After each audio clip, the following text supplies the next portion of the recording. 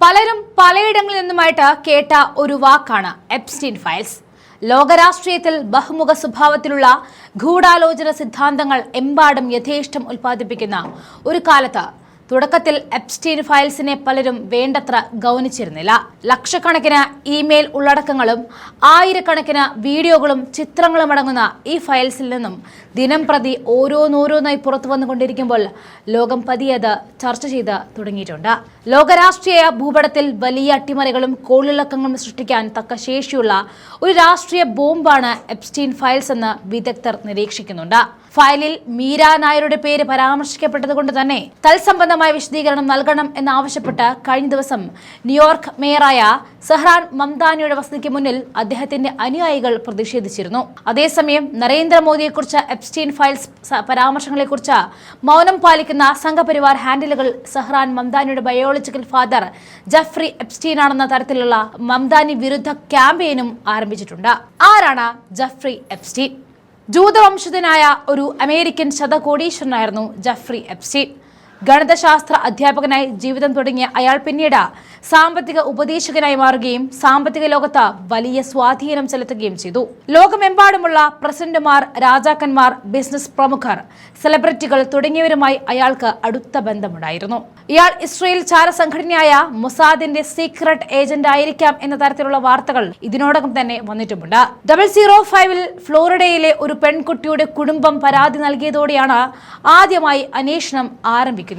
പ്രായപൂർത്തിയാകാത്ത പെൺകുട്ടികളെ ഉപയോഗിച്ചുള്ള വേശ്യാവൃത്തി ശൃംഖലയെക്കുറിച്ച് അന്ന് തെളിവുകൾ ലഭിച്ചിരുന്നു. എന്നാൽ 2008 പ്രോസിക്യൂഷനുമായി ഉണ്ടാക്കിയ ഒരു രഹസ്യ കരാറിലൂടെ ജഫ്രി എപ്സ്റ്റീൻ ശിക്ഷയിൽ നിന്നും അതിവിദഗ്ധമായിട്ട് രക്ഷപ്പെട്ടു. 13 മാസം മാത്രമാണ് അയാൾ അക്കാലയളവിൽ ജയിലിൽ കിടന്നത്. അതും പകൽ സമയത്ത് ജോലിക്ക് പോകാൻ അനുവാദമുള്ള ഒരു പ്രത്യേക ജയില്. പുതിയ തെളിവുകളുടെ അടിസ്ഥാനത്തിൽ 2019 ജൂലൈയിൽ എപ്സ്റ്റീൻ വീണ്ടും അറസ്റ്റിലായി.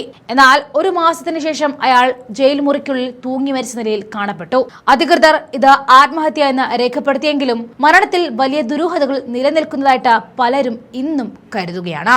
മരണസമയത്ത് ജയിലിലെ CCTV ക്യാമറകൾ പ്രവർത്തനരഹിതമായിരുന്നു. അദ്ദേഹത്തെ നിരീക്ഷിക്കേണ്ടിയിരുന്ന ഗാർഡുമാർ ഇറങ്ങിപ്പോകുകയോ അവിടെ ഇല്ലാതിരിക്കുകയോ ചെയ്തു. ഉന്നതരുടെ രഹസ്യങ്ങൾ പുറത്താകാതിരിക്കാൻ അദ്ദേഹത്തെ വധിച്ചതാണെന്ന് ഇന്നും വിശ്വസിക്കുന്നു. എപ്സ്റ്റീൻ രേഖകളിൽ ഇനി എന്താണ് ഉള്ളത് എന്നല്ലേ?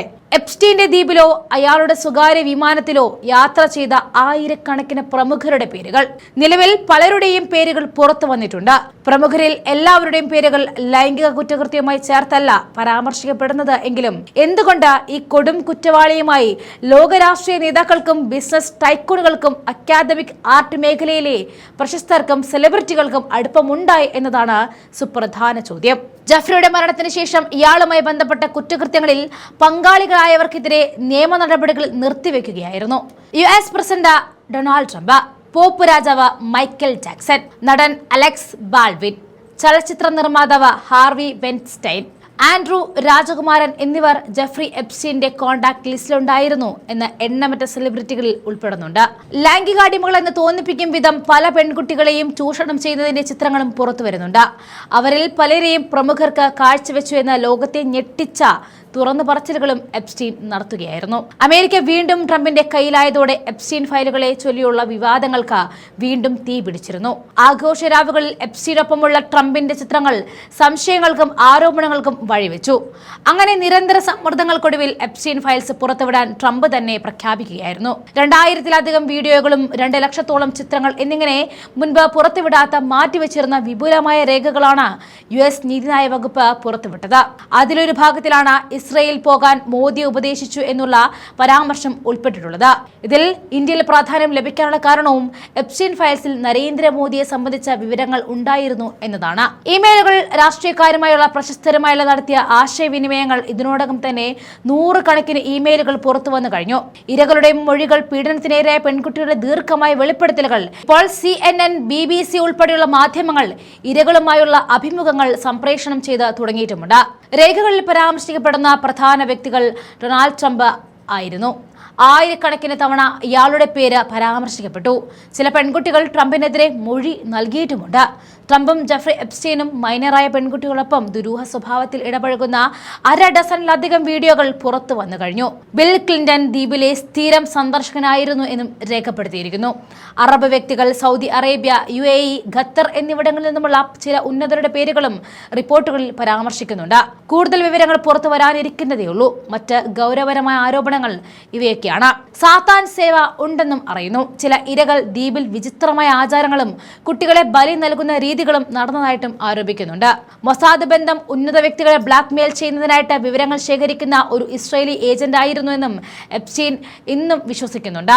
റോത്ത് ചൈൽഡ് കുടുംബത്തിൽ നിന്നും സാമ്പത്തിക സഹായങ്ങൾ ലഭിച്ചിരുന്ന രേഖകളും സൂചിപ്പിക്കുന്നുണ്ട്. ഈ രേഖകൾ ഇപ്പോൾ പുറത്തുവിട്ടത് ഇറാനെതിരെയുള്ള ഭീഷണികൾക്കിടയിൽ ലോക ശ്രദ്ധ തിരിക്കാനാണെന്നും ചില രാഷ്ട്രീയ നിരീക്ഷകർ കരുതപ്പെടുന്നു.